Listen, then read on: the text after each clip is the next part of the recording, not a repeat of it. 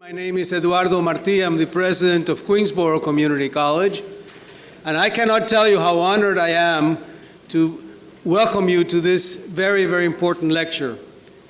Some of you heard me Saturday morning when I welcomed the student portion of the MARM, and I indicated that community colleges have always been seen as the last gas station before the desert, the place that people went to when they couldn't go anywhere else. Well, I have news for you. There are some community colleges, and I believe that Queensboro is one of those, where people can come here as first choice because there's good research being done here, there's good pedagogy being done here, and obviously there's the warmth of the close entity that a community college can provide for students. This is the third Nobel lecture that we have. It's not a Nobel lecture, it's the third lecture with a Nobel Prize winner. And I am delighted that it's going to be introduced to you by our Chancellor. I am not going to embarrass this man because I have deep affection for him and I have deep respect for what he has done for this university. But I'm going to let you know a little secret. In the year 2000, when I was appointed president of this college, the real estate market was pretty good. And I did not buy an apartment in New York City because I did not really think that this university was going to be here, or the university would be here, but I was going to be here because I came here with a particular agenda, was to make this college a very, very, very fine institution. And I didn't believe that the culture of the university was consonant with the direction that I was going to take this institution. But I came anyway, because as you can tell from my accent, I was not born in Bayside, and I wanted to do something for immigrants, and 46% of our students are first-generation Americans. Well, what a mistake.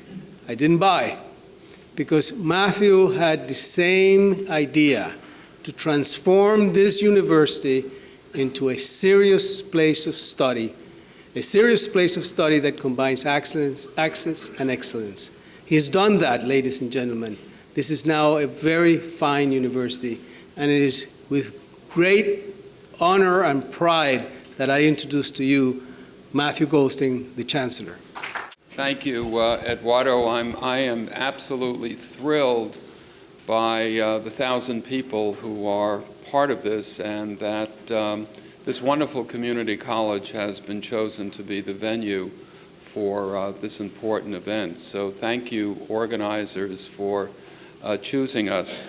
Professor Hoffman, thank you for coming this evening. Unfortunately, I will not be able to hear your lecture. I have another event that I must give greetings to, so I am saddened by that, and I'm delighted to see that one of our young assistant professors is a former doctoral student of yours, and here at Queensboro, and it's wonderful to see you again. Let me just say a couple of things very, very quickly.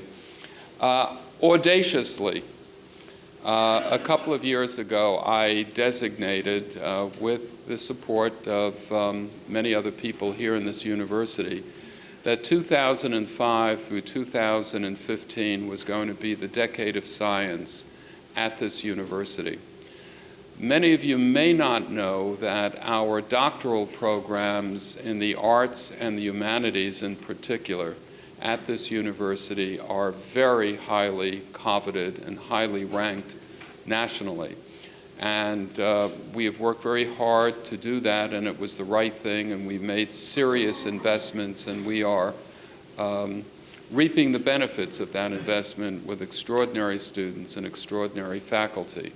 But we had not made that investment in the sciences, and there's a whole variety of reasons for that.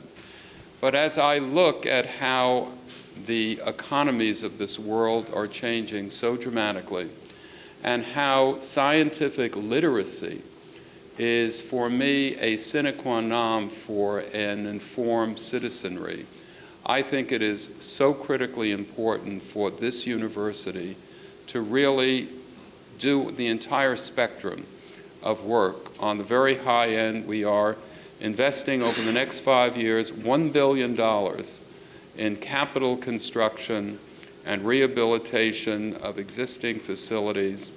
We are continuing our effort to attract some of the most able and promising young people to be invited to study in several of our doctoral programs, and are making very serious investment in faculty.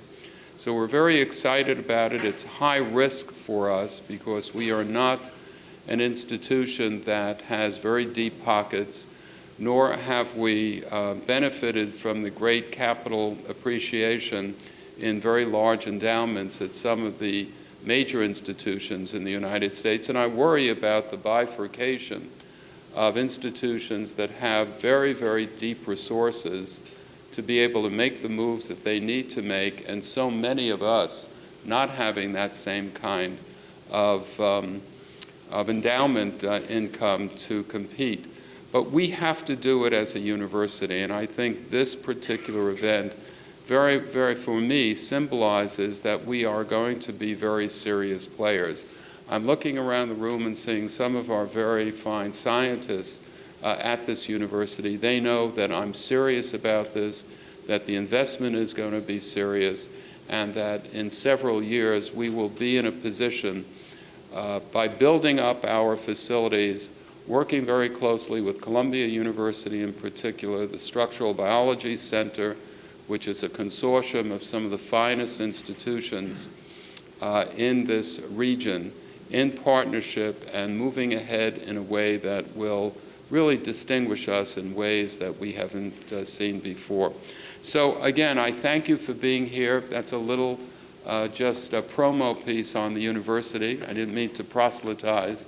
And again, Professor Hoffman, you're a man that I've admired for a long time. You may not know that I know something about your work. I will accept your invitation to the Village and your cabaret. I think that's an extraordinary idea. And C.P. Snow would use you as a poster child. You've really been able to bridge the gap between the sciences and the humanities in ways that all of us are deeply privileged to experience. So thank you for being with us. And thank you all for being here.